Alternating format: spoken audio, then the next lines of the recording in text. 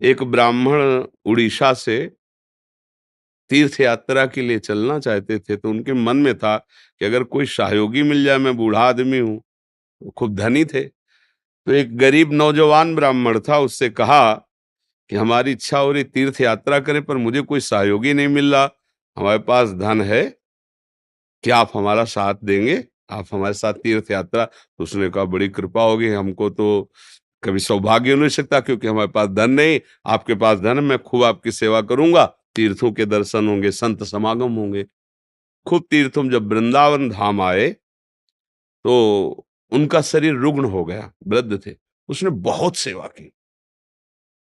तो उन्होंने विचार किया आज तक हमारे तो पुत्रों ने भी ऐसी सेवा नहीं की। तो उनका बेटा,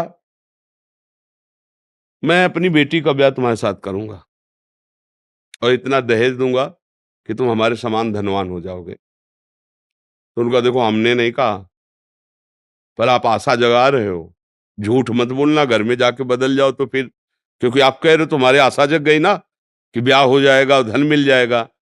तो गोपाल जी का मंदिर था, तो उनका मंदिर में खड़े होके कहता हूँ ऐसा कर दूंगा।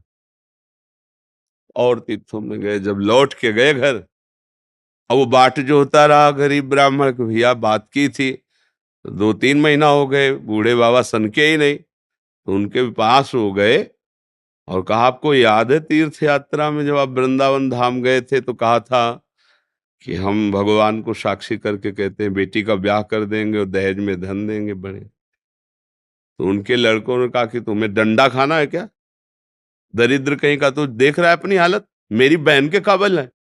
और बाप से कहा तुमने कहा था क्या? वो भय में आ गया, उसने कहा मुझे याद नहीं कुछ, बूढ़ा आदमी मुझे कुछ याद। वो जवान ने कहा देखो हम कहा था उस समय तुमसे कि हमारी कोई आशा नहीं, तुमने अपने आप हमसे कहा है, हमारी आशा जगा दी, और फिर इसके बाद तुम नकार रहे हो, अब हम पंचायत डलवाएंगे। तो उस समय न्याय ग्राम पंचायत में प्रधान और ऐसे मुखिया जन करते थे। पंचायत लगाई, जवान आदमी था, तो पंचों ने पूछा, तो लड़के ने सिखा दिया भूल से भी आमद कर। तो उनका कि बूढ़ा हूं, मुझे कुछ याद नहीं, घटने याद नहीं मुझे। तो वो याद नहीं, भगवान को साक्षी करके कहा था। तो लड़के ने कहा अगर साक्षी दे दे भगवान आके ना, तो हमें बूढ़े से पूछने की जरूरत नहीं, हम तुम्हें बेटी का ब्याह दे देंगे, जितना कहोगे उतना दहेज दे देंगे। क्योंकि वो जानते थे कि मूर्ति कहीं चल के थोड़ी आती है, और इसको विश्वास था कि भगवान भगवान है, चाहे मूर्ति में हो चाहे चैतन्य घन में हो, तो सब में विराजमान है। कुछ था घर में जो बेचा, 5 रुपया लिया, वृंदावन आया। ठाकुर जी का शयन भोग लग रहा था, कहा महाराज गोपाल जी, ब्याह वाली बात है हमारी और उसके साक्षी आप हो, तो आप साक्षी दे दे तो हमारा ब्याह हो जाएगा, तुम्हारे सामने बात हुई थी। लोग पागल समझने लगे, मंदिर में क्या बातें कर रहा है ब्याह आके भगवान। भोग लगा, पर्दा लग गया, मंदिर बंद हो गया, वो बाहर बैठ गया। बीच बीच में, सुनो हमारी बात सुन लो, आपको साक्षी देना पड़ेगा, आपको चलना पड़ेगा, आपके सामने बूढ़े बाबा ने कहा था। जब 10वीं बार रात्रि में, तो अंदर से आवाज आई, मूर्ति कहीं चलती है? बावरे कहे के। तो उनका मूर्ति कहीं बोलती, जब बोल सकती तो चल भी सकती है। निकल के आ गए ठाकुर जी। अब गोपाल जी कोटि मनमथ मनमथ परम सौंदर्य स्वरूप।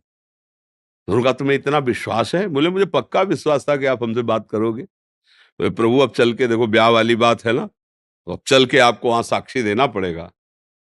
बोले चलेंगे तो, पर हम देखो वृंदावन के हैं तो हमें खान पान की बढ़िया। बोले हम बेच के पहले पैसा लाए, आपको रबड़ी रसगुल्ला जो कहोगे, अब ब्याह वाली बात है इसलिए खवाते पियाते चलेंगे आपको, पर हमें पता कैसे चलेगा कि आप आ रहे हो? भगवान ने कहा पीछे मुड़ के मत देखना, मेरे पैरों की झनकार तुम्हें सुनाई दे, समझ लेना मैं आ रहा हूँ। जहां भोग लगाना था वहां रुक जाता, भगवान को भोग लगाता, फिर चल देता, पीछे मुड़ के नहीं दे। जब नजदीक पहुंच गया उड़ीसा में, तो उसको लगा एक बार तो देखे कैसे चलते हैं भगवान, जब देखा तो खड़े भगवान। तो उनका चलो, बोले हमारी तुम्हारी शर्त थी, अब गांव के नजदीक आ गया था। बोले कोई, हमारा हो गया काम। गांव पंचायत में गए, वो गोपाल जी साक्षी देने आए हैं। अरे भागे सब लोग दर्शन, भगवान ऐसे। किसी की हिम्मत पड़ी साक्षी पूछने की, जब भगवान वृंदावन से चल के आए, विश्वास किया ना, तो मूर्ति चल करके चली गई। विश्वास और भाव यदि हो जाए, तो गुरु भगवान से भी बड़ी मान्यता इसीलिए दी गई। माया प्रपंच में मैं फंसा था, भगवान थे पर मेरा उद्धार नहीं हुआ, पर जब गुरुदेव ने वरण कर लिया तो फिर माया प्रपंच मुझे फांस नहीं पाई, और मोक्ष मूलम गुरु कृपा, उनकी कृपा से मैं मुक्त हो गया इस संसार से। इसलिए गुरु, तो अपने भाव बढ़ाने पड़ेंगे। अगर हमारे भाव नहीं तो फिर गुरु का स्वरूप मनुष्य जैसा ही दिखाई देता है। कोई थोड़ा भजन करते हैं, थोड़ा विरक्त है, साधु महात्मा है, पर भगवान या भगवान से बढ़कर ऐसा भाव। और जब भाव हृदय में आएगा तभी प्रतिपल होने लगता है कि नहीं नहीं, पहले गुरुदेव पीछे भगवान। ये भाव प्रत्येक सिद्ध उपासक के हृदय में पहुंचता है। पहले गुरुदेव फिर श्री जी, पहले गुरुदेव। क्योंकि श्री जी तो पहले भी थी ना। ना मैं जान पाया, ना मैं सुधर पाया, ना मैं सतमार्ग, लेकिन जब गुरुदेव रूप से आए तो जिस दिन से हाथ पकड़ा, निहाल कर दिया। अब नहीं, अब तो पहले गुरुदेव। तो गुरु साक्षात परब्रह्म, तस्मै श्री गुरुवे नमः, बात बन जाती।